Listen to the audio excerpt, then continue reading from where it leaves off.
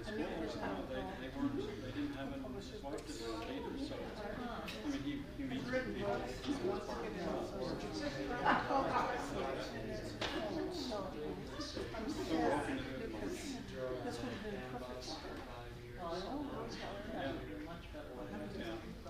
Right. I know it's hard. It's hard to be optimistic, though, isn't it? You don't know. I mean, but we were trying to figure out what the next name would be. Well, there's only so many letters in the Greek alphabet, right? So it's saying, Well, I just had one, I looked through the, it has a book and everything. First, so it's probably Sure.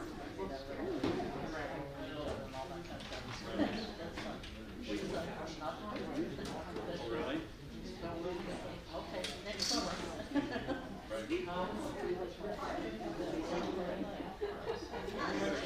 Some friends who are a bit younger than us who have actually one daughter or family are in the same town they are. The other ones have been traveling quite a bit this year. I was really surprised because they're very careful of people. But you take Hillary, it's really taking the but maybe they're wrong. well, to talk about, do you live or is it? Yeah, there is a balance that you have to have. Yeah, hard to know what. Well, they've got a young grandson in Vermont, and I think they're just going to see him and his family over in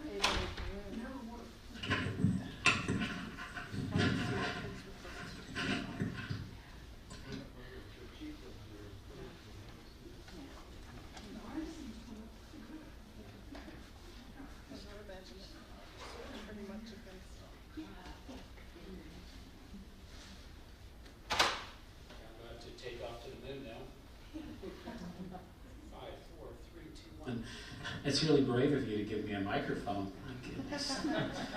My cats don't like to listen to me talk. Although I do speak in meows, so it's not bad. I had this great, I'm glad we ran out of table space, because as you can see, my plan was to just do visual, tangible visual aids. And you're going to recognize some people in there that have been here before, which is kind of the plan. I'm not getting introduced because my main thing I was going to answer for all of you is I wrote down questions most likely to be asked by all of you. So I know your first question is going to be, who am I? And where am I from? And I'm going to tell you all about that. So, and if you have burning questions along the way, you can ask them. I probably won't get to them right away, but I mean, I'll leave some time at the end. And if it's really important, like put both your hands up and start waving, and I'll probably leave. Okay. My name is Steve Semken, and I have run the Ice Cube Press for 30 years now. And that, to me, sounds like sort of a miniature miracle in my life, because I was this kid that just had a lot of good ideas but never really put anything together. Probably the day before I started the Ice Cube Press, I was thinking about being an organic gardener, a timber frame builder for houses, and possibly restoring cabins in the Ozarks. So I had a lot of choices in front of me, but I didn't know which one I was going to take.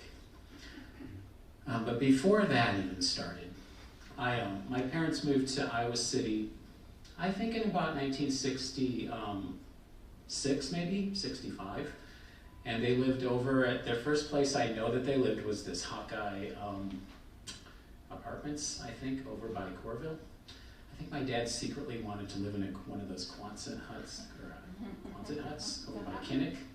But we were over at this other place. I don't remember living there, but I've seen pictures, and it looks kind of sparse, but also probably some of the best times people had in their lives, I suppose. I mean, everything is relative. And so from there, we ended up on Kimball Road. And I like to say that as a city of literature, I might be the quintessential kid that represents the city of literature, because you're going to discover that I grew up in Iowa City. I went to grade school here. I went to the University Elementary for a while, and that shut down. And so, you know, that wasn't my fault, I promise. I paid mostly attention, and I didn't leave my lunches in my locker too much, so I didn't cause too much of a ruckus. But strangely, this is a good story of me as a little kid. Maybe it will give you insight into my life. I remember I was in line one time over at U High, and some kid, I forgot my lunch, and someone said, just go through line and say, charge it. And I was like, okay. So I stood in this line, I got there, I'm like, charge it. And they're like, keep going. And so that was an amazing thing. I totally gave up on my sack lunches for at least 2 or 3 weeks, until I think the teacher called my mom and said, something going on, he's eating hot lunch, and I know those lunch bags aren't being taken out of his locker. So I had a small talking to when they came home from that one. But I went ahead and charged stuff anyway. No, I didn't. I went back to my luscious lunches. And then I went to Shimmick, and I went to Central Junior High, another school that shut down, and it wasn't my fault. And I went to the University of Iowa, and it shut down. I went to City High and the University of Iowa, and I got a degree in English and history, and I kind of always wanted to be a writer along the way, but we didn't really deal a lot with writing, and I didn't really understand. I mean, I was pretty naive, I suppose. I took a Marx class and was like, wow, I didn't know about Karl Marx. Where did that guy come from? And so I went through English and history, and then I went to Idaho and kind of wandered around. I ended up in Lawrence, Kansas, and I just kept having this nagging feeling that I knew my best skill was probably teaching. I wasn't really happy doing that. And then I just sort of went from job to job. I went from sales reps to fish packing. I was, what was another exciting job? Oh, I used to help train people on how to be telemarketers. That was a good job. Like, I would make all of you say no 3 times, and we had a good plan. People were like, is there any reason why you don't want that today, ma'am? And she'd be like, anyway, that was another of my exciting jobs. But the whole time, I kept thinking, I want to be more involved in writing and publishing. And I didn't really know what that meant because I don't have a degree in writing, and I don't have a degree in marketing, and I don't have a degree in computers. I just started one day, like I said. It was either going to be timber framer, gardener, or publisher, and I was equally confident in each one. And so I started this small magazine called Sycamore Roots, New Native Americans, because I just love these sycamore trees. They were along all the rivers and streams in Missouri and in Kansas as well. I just loved that smooth white bark and the large leaves, and they were some of the longest living deciduous trees in the United States. And I took that as my model. And about that time, I discovered this book called What Are People For? By Wendell Berry, because I was taking breaks from my customer service job at the Sunflower Cablevision store. Between getting yelled at for not paying your cable bill, I was like, I need to find something to focus on. And then I just started Sycamore Roots. And I consider that sort of my homemade MFA that I never got. Because what happened is I started writing letters to living writers. My first subscriber to that magazine was Bill Kittredge out in Montana. Then I got Gary Schneider to send me a subscription, which I don't understand why he did that, but he was, and then Barry Lopez, who passed away recently, he was maybe my third subscriber. And I thought this is the way to go, because I'm interacting with writers, I'm testing my ideas out, I'm improving my ability to try and share my writing and also ask for people to pay for it, which I'm not the least bit embarrassed about anymore. One of the things I'll get to is when you come up with a book, I mean, authors are just terrified. It's always that, I'm going to do some shameless marketing and whisper that I have books for sale. But that's the way it is. I don't have a salary, and I don't have a grant, and I don't have that. So I have to sell books. But anyway, that's something that I learned from trying to get people to subscribe to my magazine. And so I got 500 subscribers, and I really got good at exploring who the editors were, and because of the fine print at the front, the acknowledgments, the most valuable thing ever in history when you're trying to figure out the writing world, because you're figuring out the agents' names, you're figuring out the stores that they've been writing in. And so I just used my passion for that. And along the way, I just became interested in how words look on pages and just the layout. And I started before I had an email and before there was a web page. And I used to walk across the Kaw River to the library and read this big book called The Literary Marketplace. And it is an amazing thing because it's the internet before the internet existed for writers. And I just study it for bookstore names, and they would have whoever the buyer was and the owner was. And then in 1995, a few years later, the first Ice Cube Press book came out, and I registered it with this really hokey website called Amazon. And I was like, I didn't even know why I'm doing this. There was like 2 or 3 book sites that were just beginning, and I put it on Amazon. I remember saying to someone like, I just put my book on this thing called Amazon. If I only knew, right, what was going to happen with that. But I just say that because I sort of, I think, I don't know if I look old or not, but I have been around in the publishing world for a fairly long time. And I think that's been to my advantage because when I do writing conferences, a lot of the times people are just so anxious to get published, and they're so anxious to use social media, and they're so anxious to sort of jump to the finish line because you can get books on demand and you can do ebooks.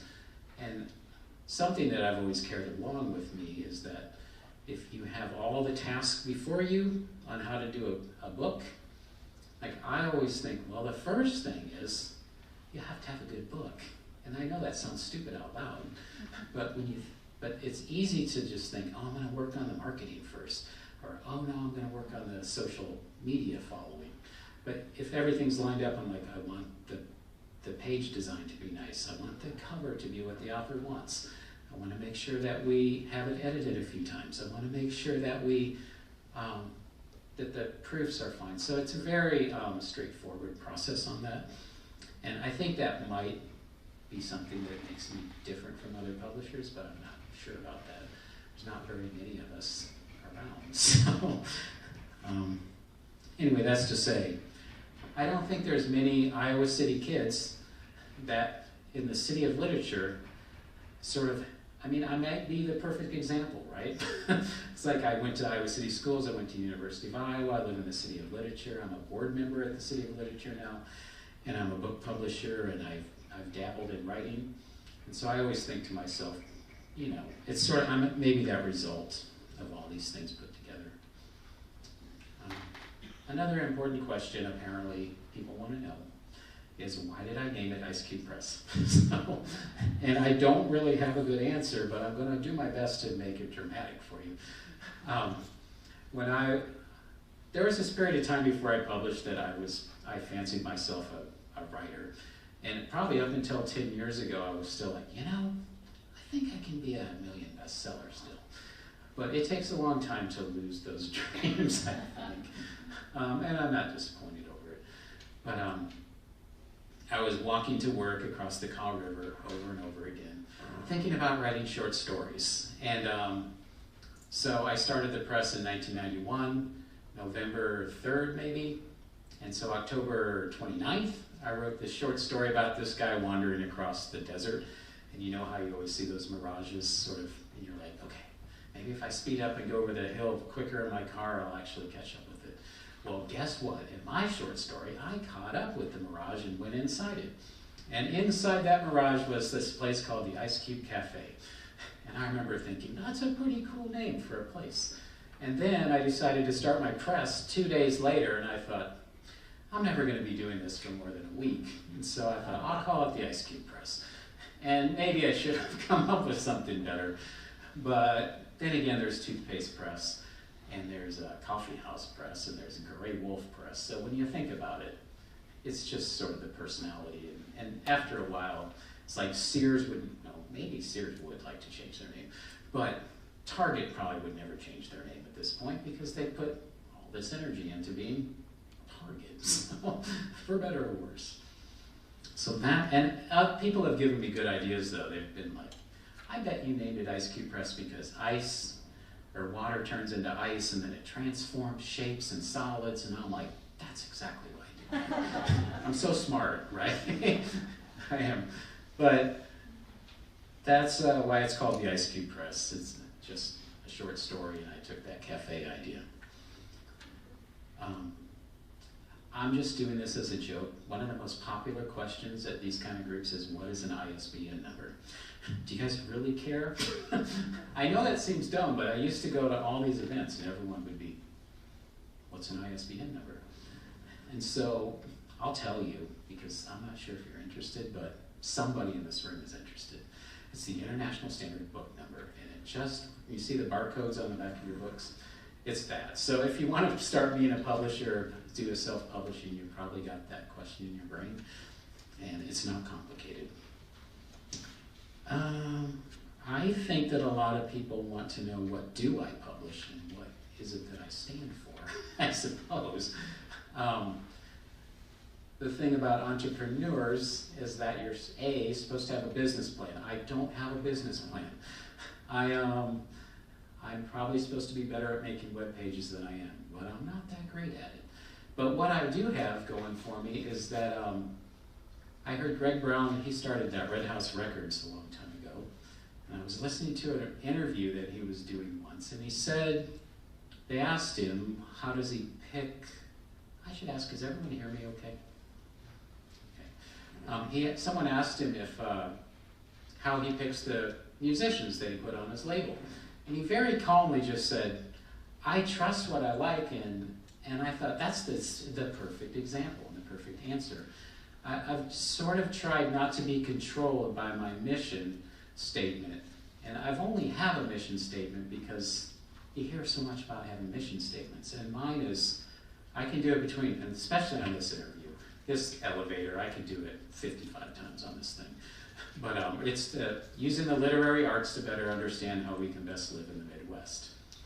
And if I went through the books that I've done, this one has nothing to do with how you can better understand the Midwest through the literary arts. But that's okay, because what I believe in is my curiosity and what I'm most interested in. And I'm actually a fairly decent person for that, because I'll get books submitted to me and I really have no idea what's going on. Like, where's the, this one, but Tom Cook was here, I know, talking about Clubfoot and Dr. Poncetti. I'm a little embarrassed, but I just didn't know who Dr. Poncetti was. And he came to me with this book, and I said, you know, that sounds really fascinating. I'm going to find out about it.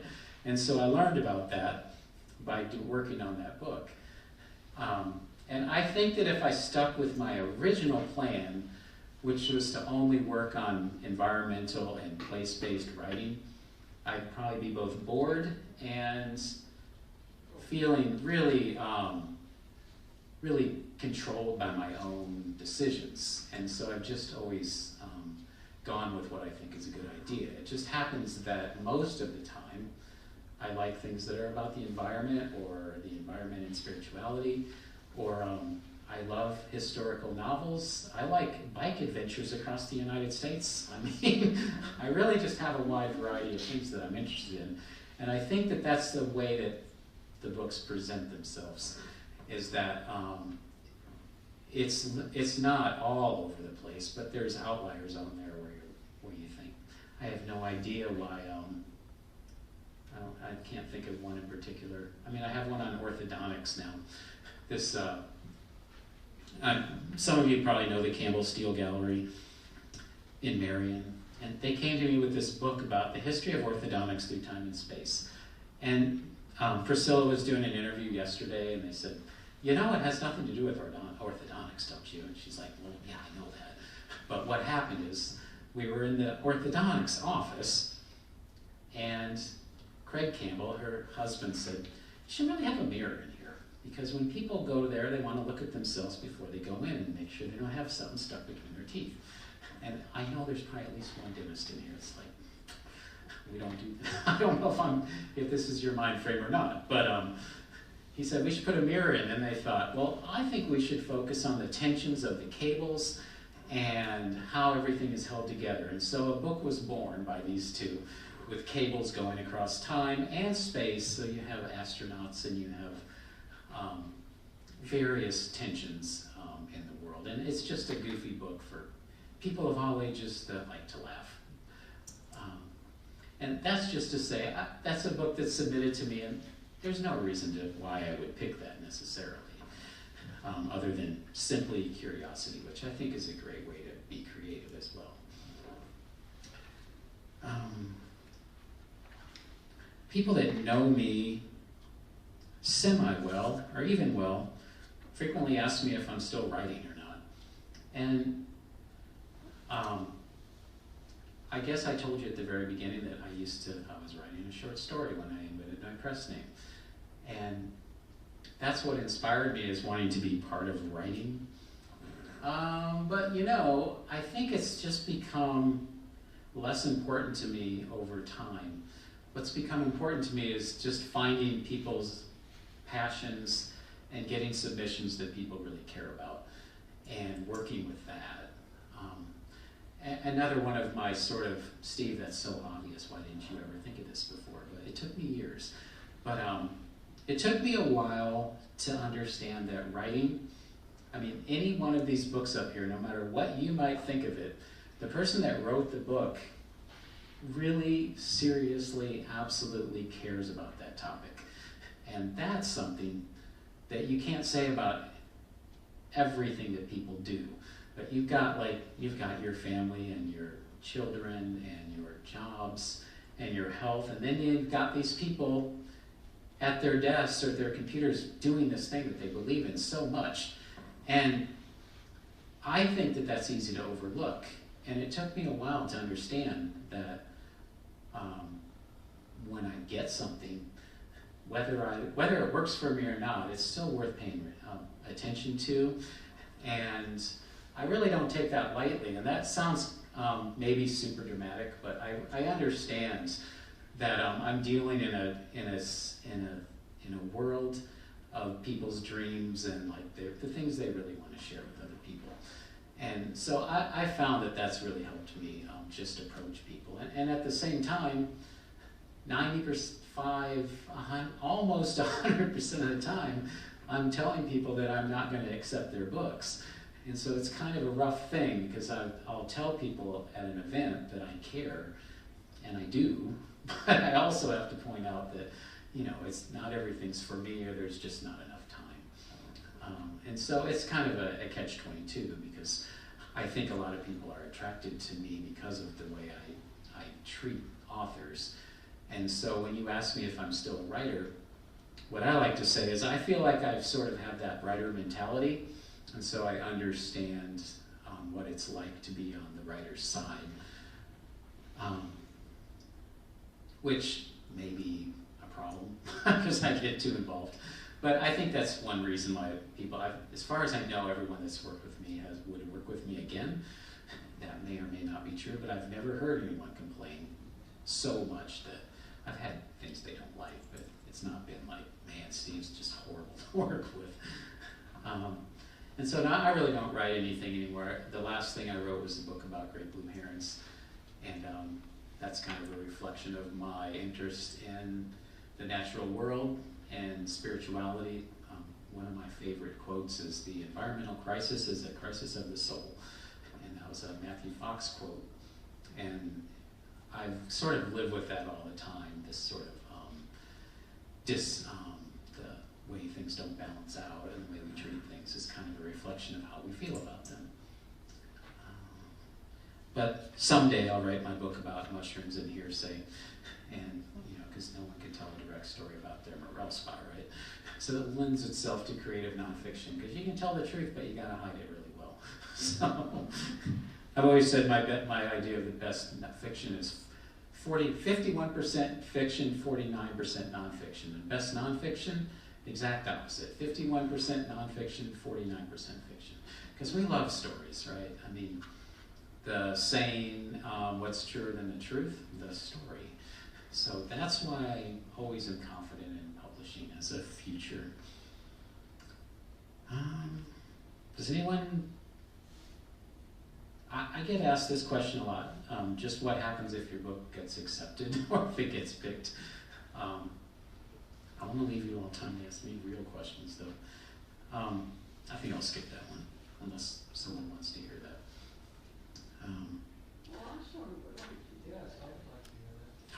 Well, that gives me positive motivation. I'm going to talk about it for 6 hours now. It's like when you set your watch on the counter. It's not for the hour hand or the minute hand, it's for the days. You're like, okay, here we go. Well, it takes about a year usually to get it. Like, let me think of one I'm working on now. I got this guy, Neil Hamilton sent me a book, and he's an environmentalist in Des Moines. And he wrote me about 3 months ago, and he said, I've heard about you through Art Cullen, and Art Cullen thinks I should go with you. And so I'm sorry, I should bend over and pick up those names I just dropped, right? Okay. But that's how it happened.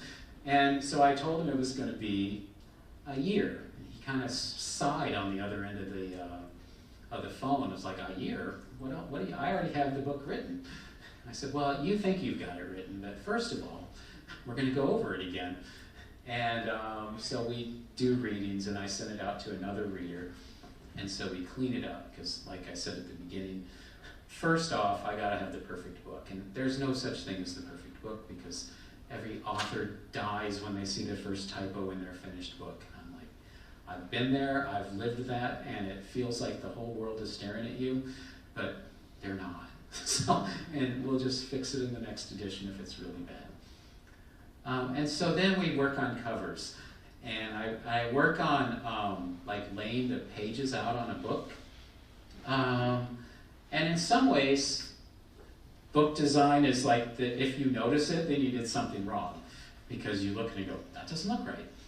And it's kind of like people that say they love pizza, and they're like, they'll eat anything. And then you're like, okay, I'm going to order tomato pepper. And they're like, well, I don't like tomato and pepper. And you're like, okay, I'll order pepperoni. You're like, I don't like pepperoni. And so you realize that people think they don't really have an opinion on something, or they like everything, but it turns out when you start showing them different options, that suddenly they do like Garamond type, or they do like wider spaced words, or they do like natural colored paper. One of my questions I frequently ask authors when we're starting out is if there's any books that they particularly like, or if there's something on the shelf in their house that they just like the way it feels, or they like the way the cover looks, or they like the size of it. Because in the world of infinities, I mean, it's like a sculpture. You can walk around it and see it at a different angle all the time. And a book can be designed in 10,000 different ways. And so we work on that. Covers. I sometimes think it would be really interesting for people to see the covers that we didn't use. I thought maybe that would be an interesting Instagram account, but not everybody likes to share the covers they didn't like. But, I mean, you go through things, and I just sent one out to a person today. I said, this is the absolute roughest draft cover that we could ever think of. It's just a picture that you said you might like, and this is a type you might like. And so we just start to create this thing. And I never go ahead without someone approving what's going to happen next. And I think I'm pretty relentless on that. It's usually like, you have to approve this. I need you to say yes. I need you to say this cover's ready. I need you to say you like the way the book looks. And then we move on to getting those cover endorsements, which I think everyone thinks might just be everyone's best friends, which sometimes it is. But it's not always everybody's best friends. We really put a lot of work into that, or at least I do, because I tell people to dream big. It's like, you don't know if who's a really famous person? Oprah. Yeah. Oprah. Yeah, you don't know if Oprah's going to like your book or not. We should at least try it. Actually, that one I probably wouldn't do. There's a period of time where everyone's like Kevin Bacon. Everyone's like, I'm a friend of a friend who knows Oprah's book show producer. I'm like, I know you do. Everybody seems to know that person. And for a while it was Garrison Keillor. Everyone was like, Garrison Keillor would love my book. I'm like, Garrison Keillor will not look at your book. And it just goes on and on. But so we do that. And then there's this thing called, you send the books out, and you just hope that someplace like Publishers Weekly or sort of these bookseller magazines will pay attention to it and write a review.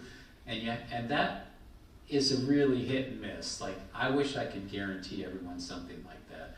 But it doesn't always happen. But you need to do that 3 to 4 months before a book comes out if you're going to have that happen. And so you're sort of just churning along this 1-year process. And in that time, you're also, a lot of magazines need 4 months to get their reviews out. Bookstores like Prairie Lights, when they're doing events, they're scheduled like 2 months out. And so you start thinking about where you want to go, and I usually ask people, what do you hope happens when your book comes out? And so a lot of the times they've had this store or this bookstore or this place that they've always wanted to see their book in, or a radio show they've always wanted to be on. And the world's a big place, so when you have a new book come out, the biggest challenge is that there's a lot of books coming out. And so if I have an idea of what they want the most, then I can try and help them out with that. It's probably the hardest part of book publishing, is that you can follow everything to a T and do everything right, and still the world doesn't necessarily care. I mean, it's all based on, is it going to reach the right people at the right time? It was really rough. One of the questions on here these days is, what is the pandemic? How has that changed or affected business? And part of that answer is that you realize how not dependent, but like how you took for granted just going to Prairie Lights and having a reading, or you also took for granted the news cycle. I mean, Dave Bluter had a book come out, and we were so smart up until COVID showed up. We were like, okay, me and Dave are sitting at my house plotting this all out. And we were going to release his book the day the NCAA March Madness brackets were announced, because his book's about sports gambling. And little did we know, like, the whole world was going to shut down pretty much 2 days before that. And the shutdown wasn't really the problem. The problem was that, myself included, really no one cared about a new book coming out. We were all watching CNN, or we were all wondering what was happening in the world. And so you realize how dependent you are on the local news and the radio to get your message out. And when that doesn't really exist, then you're kind of stuck. And the same adapt or perish. Well, Zooms came along, YouTube. I started encouraging people to do house releases where they lived or with friends, and just finding new ways to find the people that would like your new book to get their hands on it. And I don't know, it didn't work as well as you'd want, but I'm still here. And I did discover a lot of, if the pandemic hadn't have happened, I wouldn't have known. There are certain people that just started sending me money or just started ordering lots of books because they just wanted me to stay in business. And I didn't know that that was going to happen. I didn't realize that I had people out there thinking of me in that way. And so that, is one of the positive things that happened. I don't know, social media, for better or worse, became more important. And I sort of said that like I wasn't that happy about it, I know, but it's a real thing. Let's see. Someone asked me this really horrible question the other day. They asked me what's going to happen when you don't want to do this anymore. And I have absolutely no answer for that. I thought, there's no way I would have my daughter take it over. And I'm not really sure the answer to that question, but people have been asking me that more recently, and I think that's because I'm sort of doing this 30-year celebration, so they must think I'm 98 years old. I don't know. I'm not 98. I'm 79. No, just kidding. I'm as old as I am. Isn't that what James Brown said? Being as young as I am, no matter what age you are. I don't know. I'm not sure why people ask me that a lot. I guess it's sort of a legacy issue, is what I foresee happening to things. In my mind, I'm feeling pretty healthy, so I'm going to delay that answer for another decade. But I really do like doing it. I can't imagine. There's been times when, like anybody, you want to complain to your boss. And that doesn't do me much good, honestly, because, I have to talk to myself to do that. I always come out on the positive side. But I think I just keep doing it. And I was at some guy I think it's one of those classic passive-aggressive comments. Some guy's like, some of us have to go back to work on Monday. And I was like, I get it. But you know what? When it's something you really love doing, it doesn't seem like work. And I actually am probably the living sort of example of that. Because I don't feel like I go to work every day. I just feel like I'm doing things that matter to particular authors, and that I love designing books, and I'm not tired of it at all. I would like my 30-year watch though, but I'm going to pass on that. I did the ISBN number. Do you publish? Oh, and I just brought some books because I thought I would just show you the range. And some of them you're going to know because when I do book fairs, I sort of feel bad for people. They touch a book. I'm like, hey, you got 10 minutes? Let me tell you about that. I just spot through here. But I think if I just tell you like a little bit about them, you'll get an understanding of how I see them sometimes. And again, if you have a question, just raise your hand. I'm good. I ramble like there's no end. This is by David Hamilton. Here, he was editor of the Iowa Review for a long time. And I already have an interruption. I've been in a lot of groups like this, or writing groups, and one of the questions is, how many submissions do you accept a year? And I was in Burlington one time, and I said, I won't take any of them. And everybody, and especially the lady that asked the question, was like, what do you mean you don't take any of them? I'm like, fine. I take one every couple years. And so the point of that is that you kind of learn you kind of learn who the writers are and what interests you, like I said. And I had met David Hamilton a few times, and I remember asking him, have you ever considered putting a collection of essays together? And he's like, oh, no, I'm not interested in doing that. And I sort of kept up on him for 2 or 3 years in a row. And then finally he's like, fine, I'll do one. And he didn't, it wasn't punishment for him. I just don't think he felt like like I was serious about it. And anyway, this one is out. And a lot of you here will probably recognize a fair number of the people in the book. But it's really it's a great, it's full of these great combinations of books, writing, bird watching, and gardening. And so it's this great sort of circle of one thing leading to another. Because everything you do in life kind of builds on itself. If you spend your life being stressful and upset all the time, it's pretty hard to calm down and write a nice, calm book.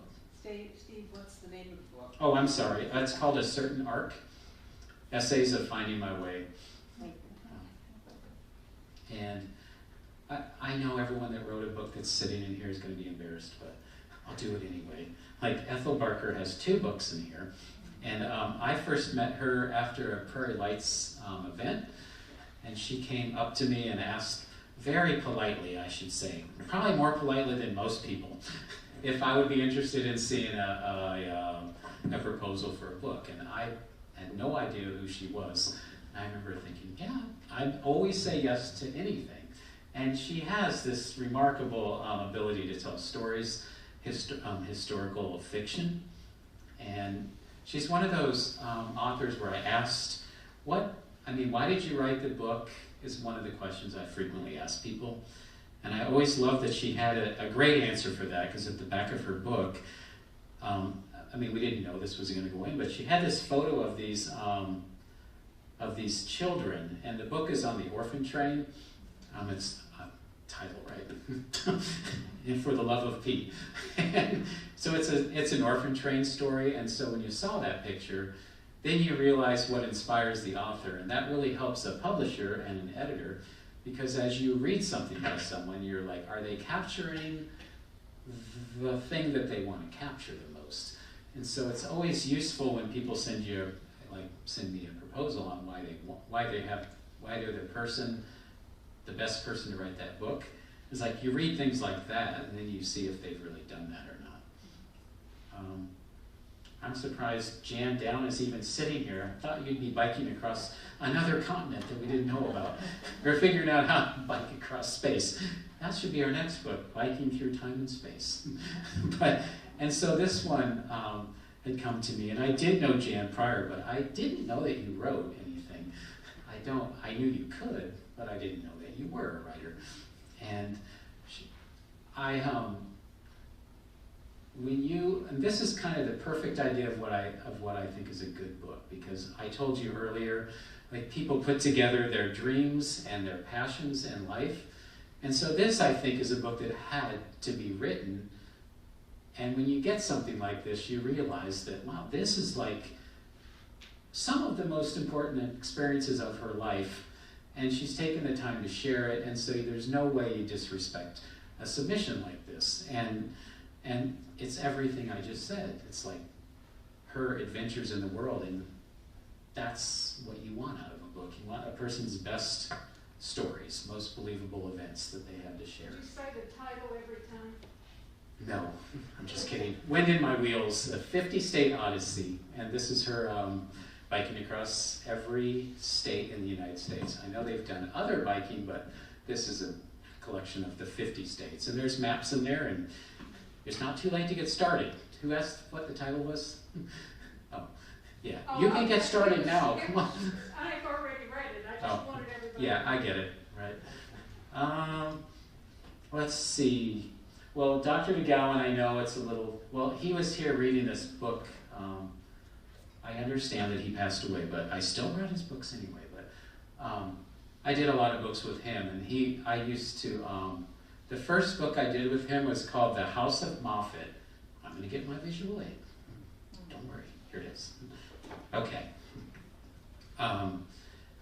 He had invited me over to his house one time to talk about writing, and he was a doctor. It's one of those cases where I'm the least likely person to know what's going on. And he apparently had grown up in a Moffat house in Iowa City, and he started telling me about it. And as I sat there and listened to him, I realized that this was a big deal to him, and that he had a lot to say about Moffat houses. And so he was relentless on his writing. I know he would tell me a lot of, he's like, what do you think I should write next? I'm like, I don't know, what are you interested in? And then he did this book on his house up on the Mississippi River in Lansing called Riverine, this one here. And so I just think that was another way, and I don't always meet everyone in person, but some of the ones, they really come to you and you just think, they really captured their passion. This is a new one. I had never done a graphic novel until this year, and this is Moon of the Snowblind on the Spirit Lake massacre or incident in 1857. Someone's going to know if I'm right or not. But it's pretty crazy. Like, I didn't know I'd ever get to do a graphic novel, and I wasn't really sure if I ever wanted to, but it's the historical account of the incident. And I'm just putting the finishing touches on another one of his called Bach and the Blues, and it's about Pablo Casal and Robert Johnson and how they shared a lot of similarities for all the wrong reasons. But Robert Johnson, the blues guy, and Pablo Casal, the cello master, both recorded music in the same year, in the same November, in the same week in November. And he just found that fascinating. There was a story on NPR a number of years ago, but it's a cool tie between, you've got Spanish Revolution, you've got the rise of Germany and Europe, and then you've got Robert Johnson facing all the racial issues of his, at that time, there, and yet somehow they both were creating music at the same time. And it's a cool graphic novel. Let's see. I don't know, you get the point. All the books sort of have these stories on why I end up actually picking them in the end. Well, does anyone have any questions that they actually came here to ask? If you're thinking about publishing a book, you can ask me. I'll tell you no. No, I'm just kidding. I'll give you advice. Yeah. How do you know how many copies to print first print? Well, that is a good question. It's kind of like, there's two questions that have to do with numbers like that, and one of them is, I'm going to get to your answer, but I'm a roundabout speaker. So, it reminds me of when authors ask me, tell me what their word count is, and they'll be like, what's the word count? And I always say that word count is however many words it takes to tell the story. And then they go, okay, I get it, how many words? And I said, I'm going to repeat it again. And the thing is, in the end, we may cut words or we may add words. And so I never really know the count. And with publishing numbers, there's that thing I mentioned earlier about you're getting reviews and you're trying to get certain people to notice the book, and I don't want to sound too nerdy about books, so, but there's places where there's distributors, and I have them, and then if you're hoping that your new title will gather a momentum over that 3 to 4 months while you're collecting endorsements and reviews. And if you get a big review in Library Journal, for instance, and you get a starred review in Publishers Weekly, then you know way more about how many to order than otherwise. Sometimes, I know there's one I'm working on now, and he's part of Seat Savers Exchange, and they're thinking of using it in in some of their events that are coming up. And so you start calculating numbers, and there's a point where small run publishing has kind of, I did my first, they call it print on demand, or you call it, trying to think, without making it sound too technical. I mean, it's just you can run smaller numbers of books now than you used to. It used to be if you couldn't sell 3,000, you wouldn't even bother because you wanted to use an offset printer, and you just, I mean, those ones when you open the book and you go, oh, it smells like ink, that's when you know it was a large run, because the short runs don't always use as much ink, or it doesn't have as much smell. Whereas when you do an offset printer, they've got, like this thing, you run this thing through the printer 4 times, and by the end, it still smells like ink. And I'm only saying that because the decision is whether it goes large run or small run at right around 1,000. And so when you think to yourself, do I think I can easily run 1,000 of these? Then you go with the bigger run, which lowers the price, but I'm starting to sound like a real nerd now. But I mean, you just don't know. But the thing is, that's why you're always gathering information. And I'm usually pretty good about predicting the first run. It's the second run that always gets me, because like the graphic novel, I think I ordered 1,500 of those, and they were gone in almost a month. And I was like, great. And I wasn't as confident in it as I should be, and so I just ordered another 1,000. And I should have ordered way more, but because those sold out right away. And then I didn't know that supply chains were going to completely go off the hooks.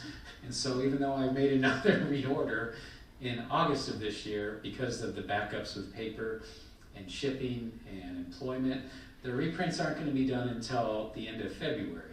And so now I'm just sitting here going, all right, and so it's hard to know. And that's why I was kind of saying, like, it's kind of you can do everything right and it can still just not work out. There's this thing, I don't know how many of you have worked in stores where you could return magazines or newspapers. I mean, they sort of switched them out. It's the same thing in book selling. You have like a couple of years. Even after you get a book in a bookstore, they can turn around and send it back to you, which seems unfair on the outside, but you just learn to deal with it. But that does throw off the numbers too, because when I first started, I think in 1999 or 2000, Borders or Barnes & Noble put this huge order together for a book. I mean, they wanted 700 or 800 of them, and I was like, I don't have that many.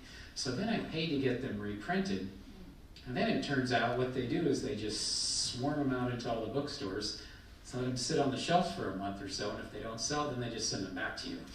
And so that has killed many a publisher in the world, absolutely. Just sent a lot of people packing, that's for sure. Because I mean, it's easy. I just don't usually honor orders like that anymore. I say I can send you 40, or what I think I can get and what I can do. So it's a guessing game. I don't know. I wish I had an easy answer for you. It would make my life much easier too. But at this point, like last year, the numbers were just down because everyone was sort of sitting around saying, I'm sure everyone's at home during COVID. And I mean, I know it's still going on, but at that peak moment when we were all mostly confused, people were definitely not reading more of the books I do anyway. But I'll tell you one thing, everyone was sitting around writing, that's for sure. I mean, I've never had so many memoirs sent to me in the last 4 months. I think everything is coming in. Like, I've never had more time.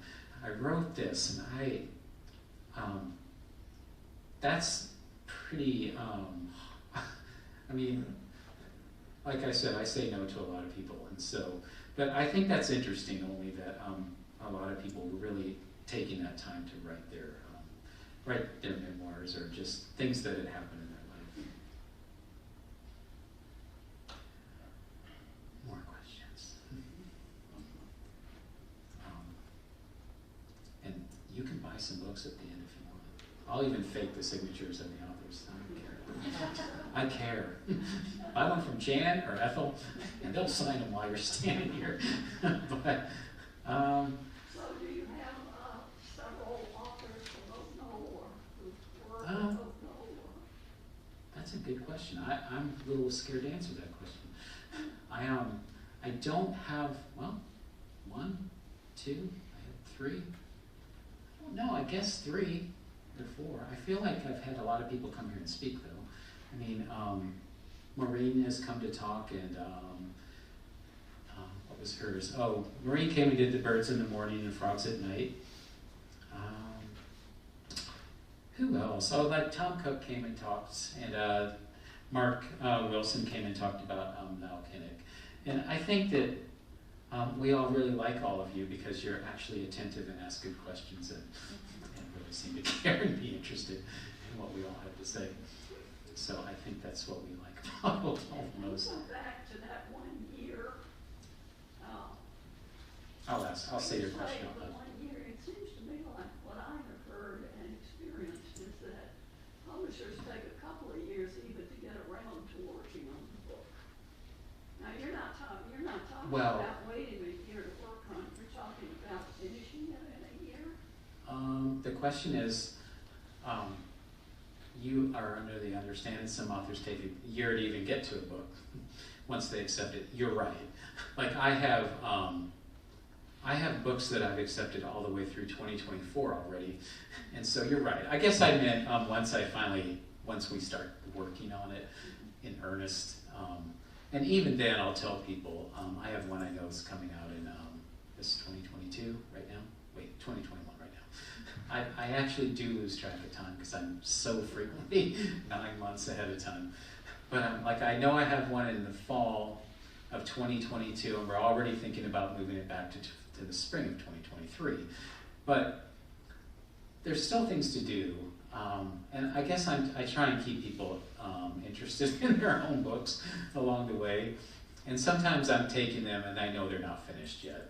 Like I'm doing one, this guy at the hydrology lab at the university. I mean, that's not coming out for over a year, but he knows I'm publishing it, and he's putting it together right now. And so that's another thing that happens is you accept them, and they're not really there yet either. Do you deal with agents? I can deal with agents. I've dealt with agents twice, and I think that they've sort of given the author a worse deal than I was going to give them, but that's okay. I mean, I'm not particular about that. I wish I could find an agent that could get me a Netflix series. I don't know what it would be, but I wish I could find one.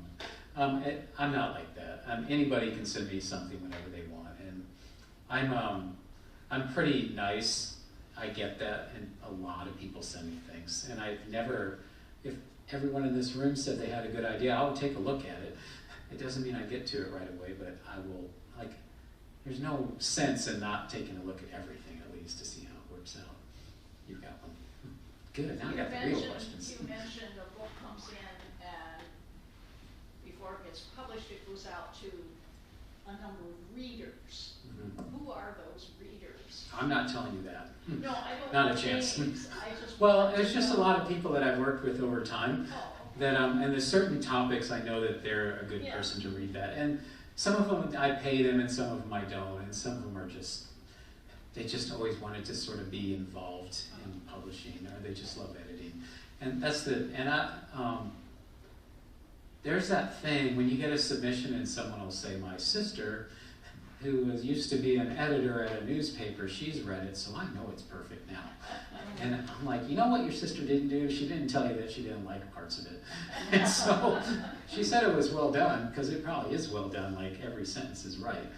But I actually have told a lot of people, I would reject a book for being well written. I mean, boring writing that's well done is boring writing that's well done. Really exciting, poorly written ideas, I mean, I'd much rather work with that, because the ideas are hard to come by. And the perfectly polished writing that is just, there's not much going on except you don't have to fix the commas. And it's whatever. I mean, and I don't say that in a bad, it's important to have your book well done, well written. But I think that's a lot of people get caught up in the finished product a little too soon.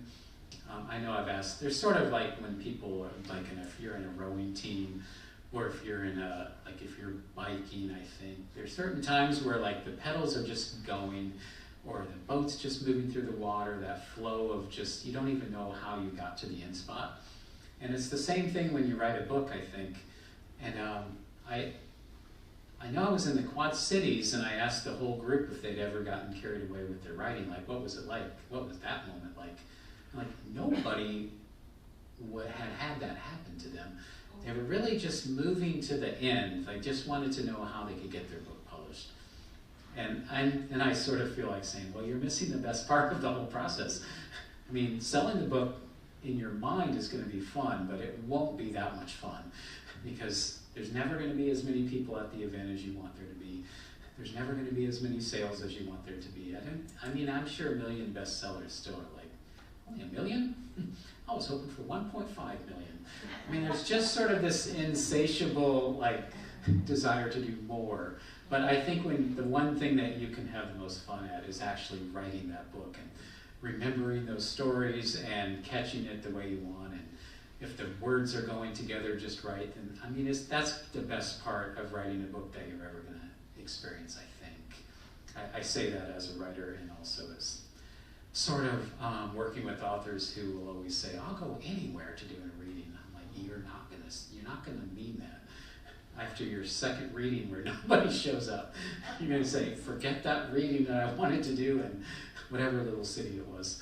And so, I don't know how that answered your question. I don't even remember your question anymore. But it was a good one, because it got me to say that. Yeah. Oh, okay. Anything, almost. Yeah. Steve, did you work with the Kansas Land Institute? Oh, the Land Institute in Salina? I didn't work there, but I was good friends. Well, I mean, I still am with Wes Jackson, who started that. He did these land festivals, and his is all sort of no-till, permaculture, farming, and he did this reading when I lived in Lawrence, and I remember seeing a poster. It was like, there's going to be a talk at the corner of Highway, I don't know what that did. It was Highway 12 and 62 or something, but he's just meeting out in the country. I was like, that sounds interesting. I'm going to go check that out. And we were talking for a while. The answer to your question, I never worked for him, but I do know of him, and it's just an interesting story, because I was telling him I had discovered this rookery of blue herons outside of Lawrence through somebody had said, if you go down this gravel road and you park here and you follow this, where you get to a sign that says do not enter, you go past that sign and then you take a left and follow the creek. And I was like, good directions. I'm definitely up for that adventure. Oh, and then they said, if anyone had questions you, just say you're with the Kansas Wildlife, or what do you call it, or the Kansas DNR. I was like, okay, I got all my excuses put together. And I was going there for probably about 5 or 6 years. And then I met Wes Jackson, and his son apparently had done his master's or doctorate on this same exact rookery. And so he was very interested in seeing the book that I wrote about him, which was not like his son's book, I suspect, because mine was definitely went beyond the science of a place. But no, that's the kind of group though especially when I first started, that's really inspired me to explore writing. And his book Homecoming is probably one of the books that also kept me going and made me want to work on local issues or Midwest issues. Where are you about that? I live in North Liberty now, but I started when I was in Lawrence, this publishing thing. Mm-hmm. Your book about the blue heron is a beautiful book. It's on nice paper, I'll tell One you of my that favorite much. books. Well, thank you. It's called Soul External, Rediscovering the Great Blue Herons. But it's not really what I do though. I just like helping other people become writers.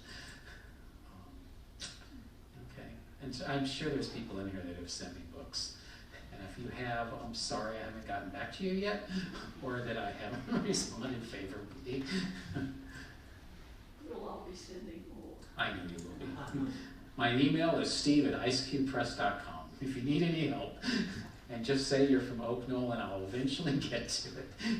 It is kind of true though. If you have a book, you should actually put Oak Knoll in the subject line, because then at least I'll know that I know you're a real person, and I'm much more likely to read it. If I go to the Rain Taxi event in Minneapolis and I like someone or they have a good idea, I say, make sure you put that in the line, because otherwise my submissions go slid right down into the submission pile, and then I get to them on that 8th day of the week called Someday, which so far hasn't happened yet. Yep. You bill yourself as a publisher. Do you also bill yourself as the editor? I haven't heard you mention any editing. Oh, I think I take a lot of things for granted, but I do edit things. I do the book design, the page. I'm like a one-person hotspot, and so that's why I have other readers, though, is because my attention span wanes as much as anybody's after you've read it 2 or 3 times. But I don't think I'm a super amazing editor, but I understand over time storylines and revealing things when they need to be revealed, and the basics of, I can spell forward right, which puts me in the top 99% apparently of people in the book industry.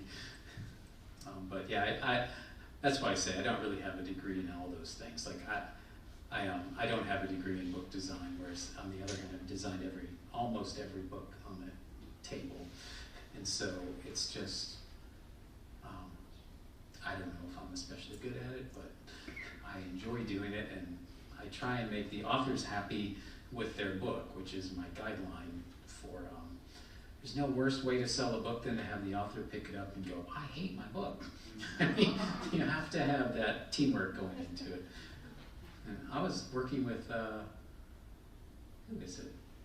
Someone recently, I'm going to do their book, and they said they didn't even, their previous book, they didn't even get to have the title of their book. They changed it on them, and they didn't get a say in the cover, and I just thought, it seems just wrong to me for some reason.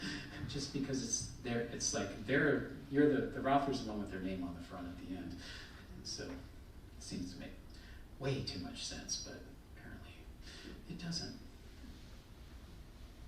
Good questions, everybody. There's no bad questions, remember? Until someone says, that was a bad one. All right, well, you can clap, yes.